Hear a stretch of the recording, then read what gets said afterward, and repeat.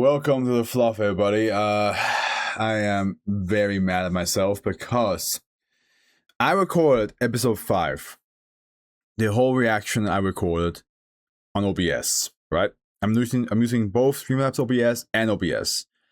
OBS is for the anime itself, and Streamlabs for all this that you see right here.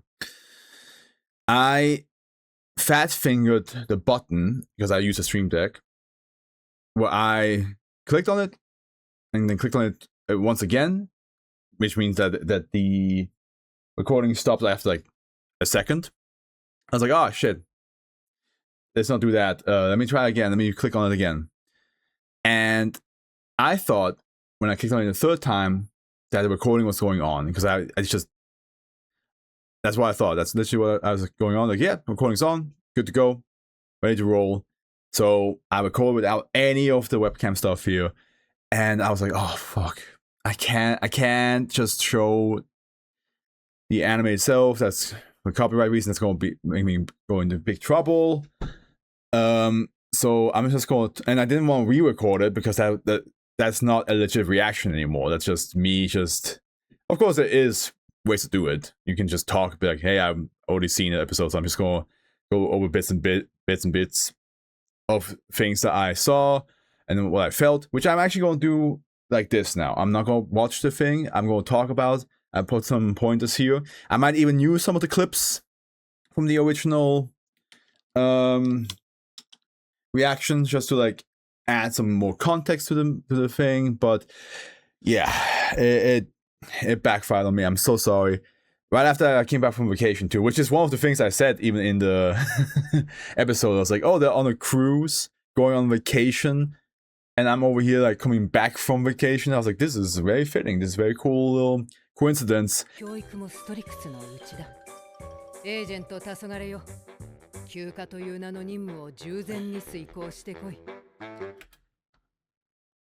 Damn. I should have. I kind of feel like this episode is dedicated for me because I just came back from vacation. Let's see if Lloyd actually can enjoy his vacation as much as I did. Which I then fucked up for not recording it correctly. But okay, let's go down bit by bit that I want to talk about. Some of it is more jokey, some of it is a bit more serious. So let's talk about the shopkeeper first of all. Was I the only one that felt that there was like a bit of an illusion when we saw him because of the animation, like the hat, the hair, everything was like moving in a wavy way, but his face wasn't. It almost felt like he was not real. Like, I don't know. What an interesting design. Also, was it just me? Am I feeling like the after effects of all the waves at the beach? Like, what, did his whole body like gyrate? Wow. Because the animation was tilting upwards, and everything, his hair and hat was like moving in a wave-like motion. It looked like his head was also doing that for me, but it was just very smooth animation. There was like this sense of like unnaturalness about him. Not only that, the fact that he has this beautiful garden inside the building, but he looks dead. He looks dead. He looks like he has never seen the sun in his life, even though he is very much, in a way or some way, black, but in the same time, I can also consider him gray, because he definitely looks like a walking corpse. What a beautiful place. How are you, like, listen, brother, this place is beautiful. I believe you're still indoors, so you're not getting any sun, my guy. Doesn't matter if you're surrounded by trees and flowers. You need a little bit of sun, some vitamin D, because honestly, you look like you have not seen the sun ever. Like, you've been hiding in the bushes from the sun.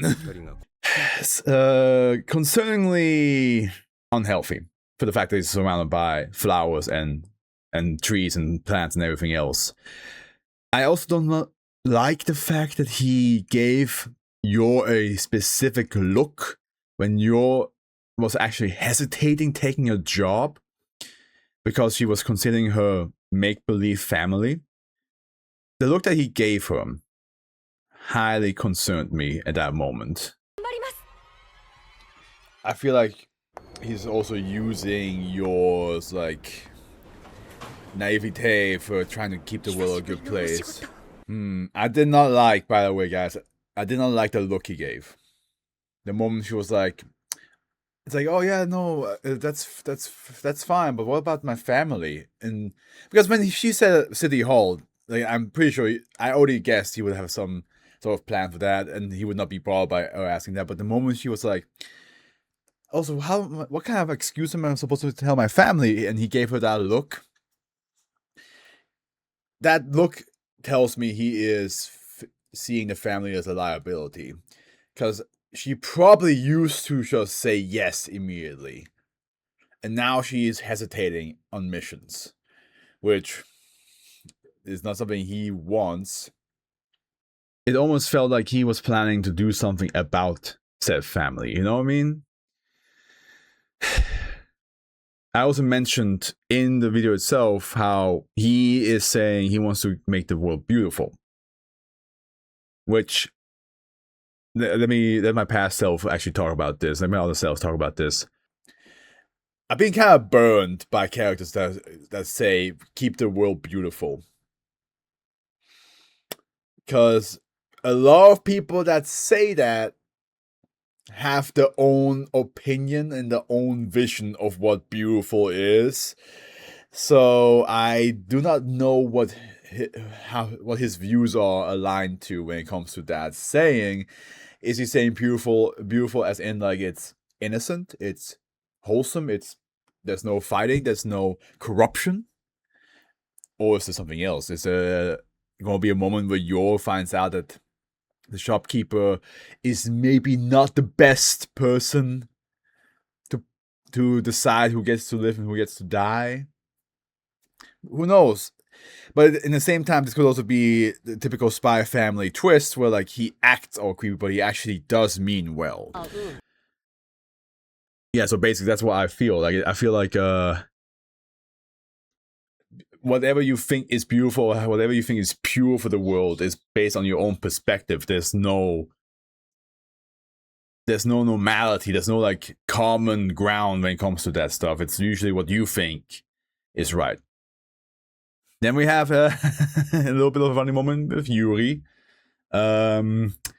He's trying to be a strong man, not freak out every time he sees his sister, which I was like, how long can he hold it? How long can he resist? It's not gonna last that long, is it? You looked like you were making progress, but you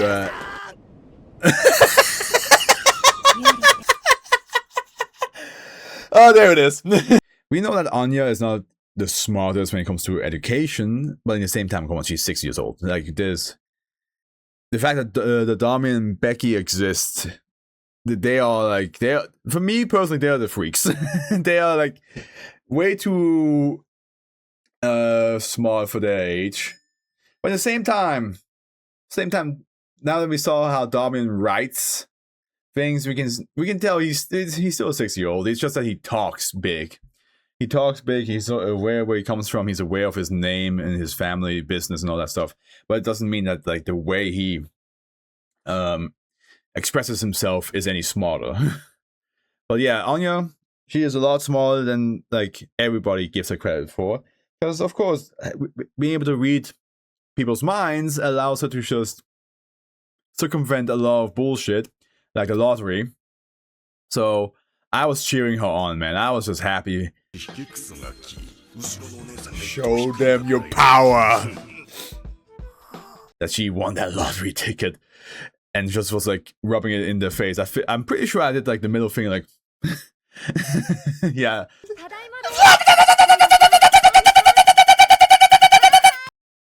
We also know they're traveling on the same cruise that Yor is supposed to go to protect this this widow with her baby who is being hunted by some rabble mafia. If I recall correctly, it was supposed to be like some rabble mafia group that also, like, yeah, it's just a group that that killed her husband and now is trying to kill her, but she was hidden away. So my immediate thought is, at first I wanted Yor to have a solo episode just for like where she gets to like shine by herself, but in the same time, Anya and Lloyd joining in means that Anya probably gets a chance to help out Yor. Who knows? Right now they're doing the whole thing that they are on two different sections of the ship, which yeah, fair enough. Maybe Yor will never bump into Lloyd and Anya doing the whole mission. Or Anya will somehow sneak away, help Yor out in a way that Yor doesn't know, and then go back to being with Lloyd. Whatever the outcome is, I personally would like for Yor to get a solo rescue thing, because I feel like this is such a meaningful mission for her. It's not only is this about an actual mother, compared to like her being a pretend mother or an adoptive mother in this case. Like they always say a pretend mother, like a pretend family, but from everybody else's perspective, it's an adoptive mom, or a stepmom, to be honest, to be more exact, you know. So it's kind of interesting to see how that is happening. We have this person who actually has a child who is absolutely exhausted, has lost everything. She has lost everything, is absolutely exhausted from the life she lived in, and just wants to escape it all. But at the same time, she's feeling very I'm not sure what the word would be. I was about to say like melancholic, because she's leaving, of course, her entire previous life behind. The fact that she changed her hair already indicates she gave up on that life that she had before. Because remember, like in a lot of like culture, hair is something very significant. Hair means a lot to people, and having to change your hair is a big sign of either a progress or change in life. It's not just a simple like, oh, I just dyed it. You know, it means something. For her, it means my old life does not exist anymore. I cannot go back there. I need to escape it all. I also think they should have honestly, they should have done a test for Yor, because she's not really selling herself well as a bodyguard. Like the pretend husband of the wife who's escaping does not think she's strong enough, or at least is concerned at best. At best, he's concerned that Yor might be not enough, and at worst, he really does not believe them at all that Yor can do anything. So I feel like they should have done at least a little bit of a test just to like ease up the tension. But in the same, I can also imagine you don't want to have any of them let their guard down just because you have a superhuman on your side, right? If you see Yor doing all the shit she does, like the flips and speed and power she has, you immediately go like, oh, I don't have to do anything. Like we have Supergirl right here. Why would I even bother doing anything if we have that? So I think it's good that they didn't say anything, but at the same time, like I said, Yor is not really doing a good job of seeming confident or seeming like she knows what she's doing, which is fair enough, because her job is usually assassination. That's something, and she's working alone a lot of the time when she does that. So this time she's working in a team, and her job is to protect. So you can see she's out of her comfort zone. Not only that, but she's also out of her comfort zone because she's watching a mom doing things that a mom has to do for her child. Taking care that the child doesn't cry, making sure that the child is like safe, knows how to treat the child safely. Like she can keep Anya safe from like danger, but she is not a nurturing type because she's probably very afraid of overstepping boundaries. She's afraid that Lloyd will be like, no, that's my child. Don't you are the odd one out. Don't do something that you shouldn't. So of course, whenever Anya calls her mom and actually, shows affection like that, she is very much taken back because it's like, oh, even though I'm not putting a lot of effort into it, she still sees me as a mother. I have to try harder. But now she's actually seeing an actual mom and how she does it, and she's like, "Oh, I have not even done anything like that." It's it's honestly such a beautiful but very sad episode, and it was for me very funny how like it contrasts what we had before in episode 4, because I feel like we had the whole the whole strawberry situation, and now we have this very deep episode, and also the cats. But we have now this very deep episode that not only dives into the fact that Yor potentially wants to abandon that work. She doesn't want to go after people. She doesn't want to assassinate anymore. She kind of wants to be just like Yor. Yeah, she can relate. She wants to be there for Lloyd and Yor. And Anya. Sorry about that. I have Yor on my mind because this is your special episode. So, but yeah, it's very touching to see that, but something tells me that's not going to happen anytime soon, because again, the shopkeeper gave her a look as like it seems like he wants her to stay in this line of work. And it's also a shame because like we have this beautiful talk between them, between Yor and the mom. By the way, I forgot the name if you can't tell. And she then sees that I think I think I talked it really well in the previous one. Let my past self say it real quickly. And I love that little point where she's like, "Oh, I can never now. I cannot even say that he looks like me because of like how like she had to change her looks and all that stuff, and like even like everything else that's been going on probably has worn her down so much that she just." We saw like my comment was that like her eyes look different, and I think the best way to describe it is that she has tired eyes right now. She's just at her wit's end. She just wants this to be over, and then having a little brevity where she gets to enjoy the breeze in the sun, and having another mother with her, and it's surprising that she actually knows that it's a pretend family, but yes, but having another mother with her, she kind of feels like I can open up again. I don't have to hide the secret. And also, Yor is such a sweet person until she kills somebody. Where I feel like a lot of people would be comfortable telling her the truth because she legitimately cares. She's very caring. She's very open to hearing your problems. And I think Shotty felt that. That's why she was like, "This is my kid, Graham. Just like my father's name. And my husband has been killed. I lost everything. I'm leaving everybody." I feel like she... And also, let's be honest, she probably couldn't tell anybody that wasn't already aware. At the end, there's like, your side and her side of the agency that just knows everything about her and is trying to protect her. But there's not a person that you can actually legitimately just sit down and be like, "Yeah, my husband got killed and I am just tired." You couldn't tell it anybody. Like that guy, I forgot his name already. The pretend husband. You couldn't tell him because he probably is not there for that. He's not there to listen to her concerns and to her like stresses and goals in life. He's just there to get the job done. Yor as well, but Yor still puts effort into actually talking to the person, seeing who they are. But sadly, because of that,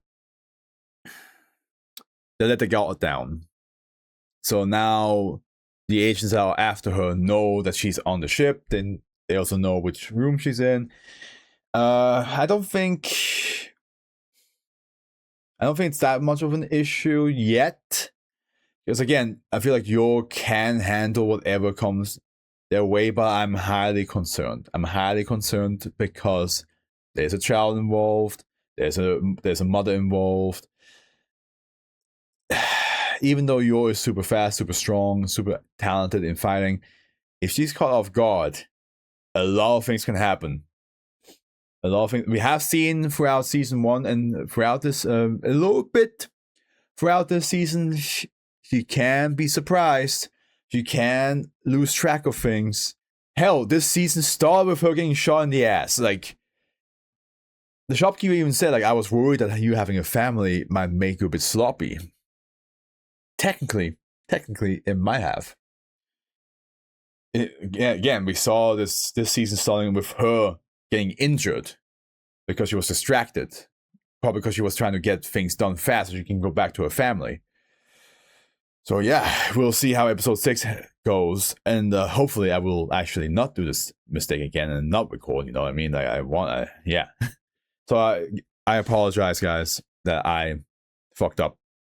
But I hope you forgive me, and that with episode 6 I can bring some more energy back, and the good old editing back as well, and an actual reaction, and not just like talking about the episode, because, you know, that's not really the most exciting thing. Whenever you click on a video that's about an episode of anime, you kind of hope that you get to see some reactions and stuff like that. So yeah, I understand, but happens. It happens. It's been a while. I think it was like season 2 of Demon Slayer when I last fucked up like this. So happens sometimes.